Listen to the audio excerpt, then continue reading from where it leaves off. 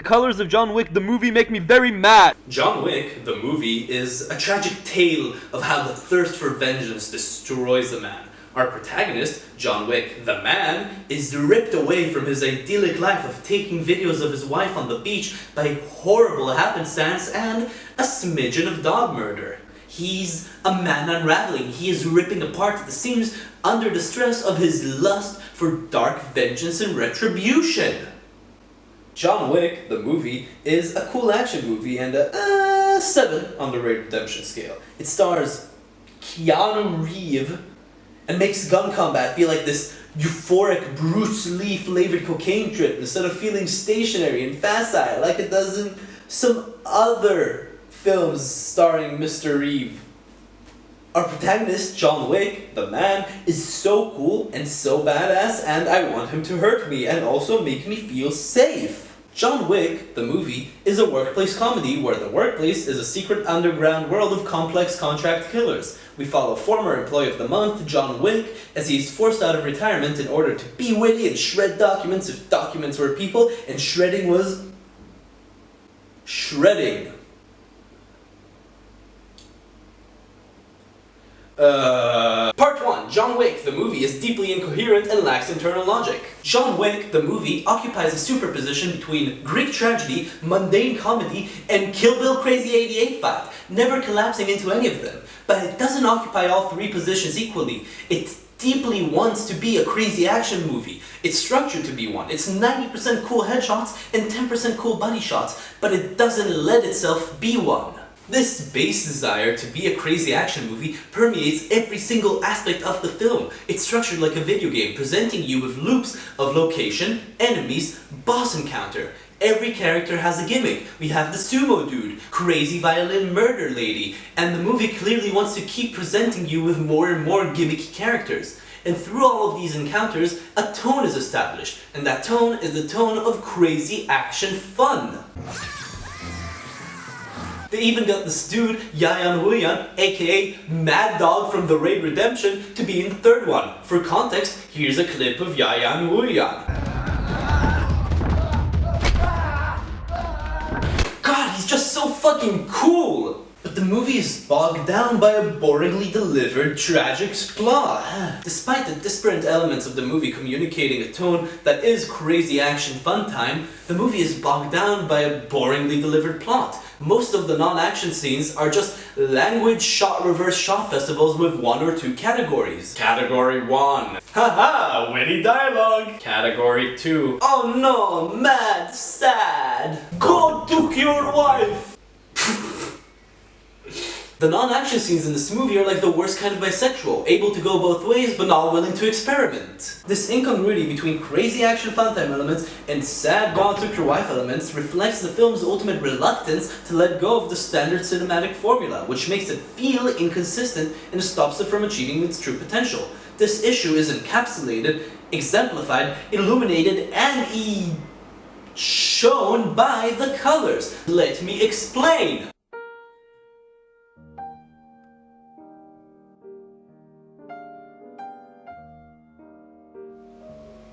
Oh, hello. I didn't see you there. I was just reading a bit of green. Colors can be categorized in many ways. One such way to categorize colors is the HSV method, otherwise known as HSL or HSV. The H, U, stands for what color we're using. The S, saturation, stands for the intensity of the color. And the B, brightness, stands for brightness. By changing the values of these three aspects of a color, you can get different color options. When you choose specific colors, and primarily or entirely employ those colors, you have a color palette. Color palettes can follow different rules. There are complementary color palettes, such as the dyadic or triadic color palettes, which have 2 or 3 colors respectively, which are all equally spaced out on the color wheel. You can also restrict which saturations or brightnesses you use in order to achieve specific color palettes. There's the pastel looks, which are famous from Wes Anderson's movies. There's the muted tones of Saving Private Ryan. And there's the hazy neons of Gaspar Noé's Enter the Void. Colors are like ice cream flavors, because while there are dozens of combinations that can have unique and interesting effects, most people end up just choosing chocolate, vanilla, or chocolate and vanilla. In the case of color palettes, chocolate and vanilla would be teal and orange. You may know teal and orange from the posters of action movies you watch on planes, which are, of course, the equivalent of meeting a cool person abroad and hanging out with them for the entire trip, only to go back home and try and text them and find out that they are painfully mediocre, and having to be like, "Oh, I'm sorry, Captain America Civil War, it's not really vibing between us anymore," at which point you watch their workout stories in silence forever and never address them again. So John Wick the movie. Part 3, the colors in John Wick the movie make me so mad. Ah! John Wick the movie is teal and orange, and it stays teal and orange. Now, cyan and tangerine is not necessarily bad, but it's boring. It's just boring. It is boring both due to its pervasiveness in 90% of all action cinema, and also how obvious it is. It's the color of white people's skin against blue skies. Now, not everything in the film is turquoise and amber. For example, the production design is pretty good in places like the hotel lobby, which has a very oaky and rich vibe. It's very sophisticated, it's very chic. I buy it, I like it, I love it. Also, the non-action scenes that take place outside the complex criminal contract killer underworld are done with a very naturalistic color palette. Something which would make the eventual dip into Love Child of Climax and the Holy Mountain very gratifying. But here's the thing, the dip never comes. And I'll be waiting for the bass drop, and it'll never come. There's no dip! And on the few occasions where the film dares dabble down the disparate directions it can go with its colors, it always quickly reverts back to aquamarine and cantaloupe. In the first film, there's this scene in the bar. It's not an action scene, but it starts off with this beautiful red-green neon color palette.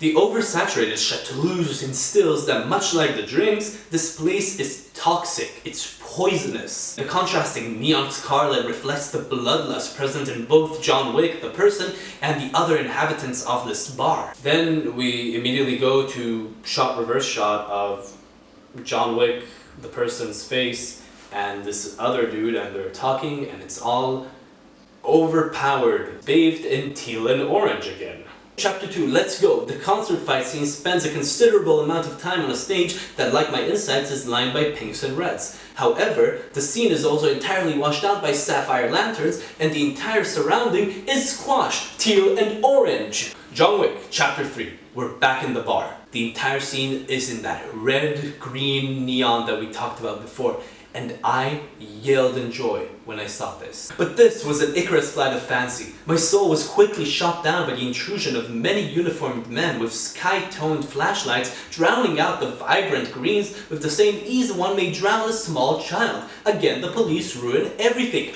Gah! At this point, I assumed that I was simply wrong about the intentions of the film. That the first room containing entirely this beautiful green neon was not setting up some kind of contrast. But I was not wrong. I was betrayed. The very next room was composed entirely with beautiful red neon lights which were clearly set up in order to contrast the green neon of the first room, and was then drowned out by blue flashlights, bringing it back to teal and goddamn orange. Part 4. It kinda seems like this matters to you much more than it should. The colors aren't that important to the rest of the film. You might say this doesn't matter, and you're right, but you're wrong, because these types of choices are pertinent to the rest of the movie. A movie's color palette is the vanguard of the articulation of the very soul of a movie. There are, of course, many classic examples of color palettes, but I'd like to give you a few of my personal favorites. Fallen Angels is the simultaneous narrative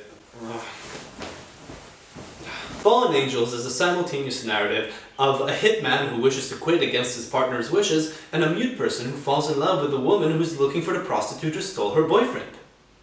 I mean, relatable content. And beyond being the best Wong Kar-wai movie, it's also a masterclass in red-green filmmaking, being built around these two colors practically and thematically. It magnificently contrasts the two storylines that rarely intersect while symbolizing the deep divide that exists between the characters in the movie, and also commenting on the artificial nature of the relationships that quickly fade throughout the story.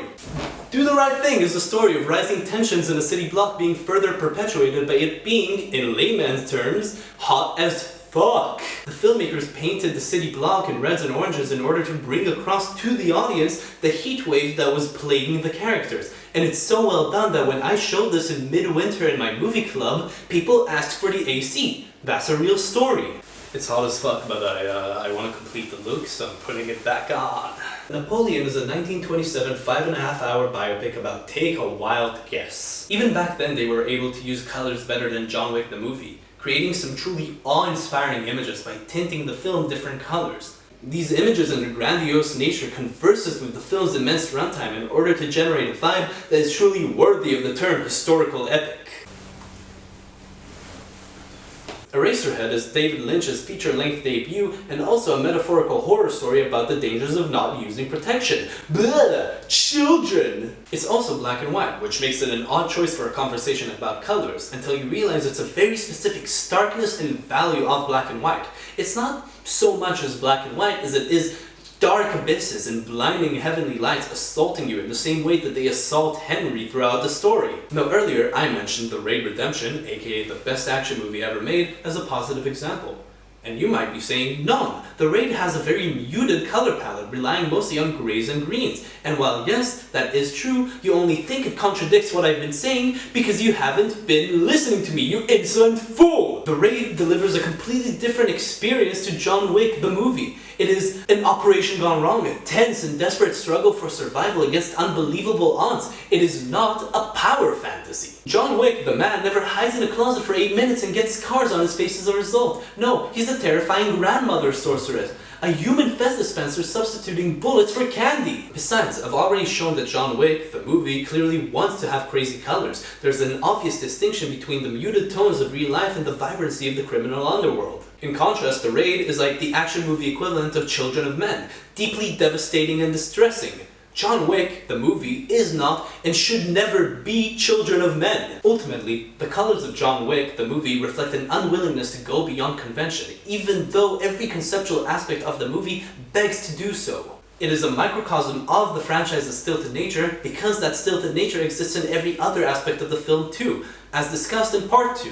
But I don't want more mobsters. I don't want the final boss to be some old sweaty Russian mobster. God took your wife! No, I want more violin murderers and sumo wrestlers. I want evil desert blood pacts. I want Climax meets Grand Budapest Hotel. John Wick, the movie, is cute. But, like a little brother belly flopping into a pool, it doesn't do enough to merit attention. And that makes me mad. Okay, so. Cool. My hand doesn't fit. The non-action. Oh no, my fly was down the entire time. I've got loud neighbors and they're going up my stairs and they're making so much noise while I'm recording. Yes!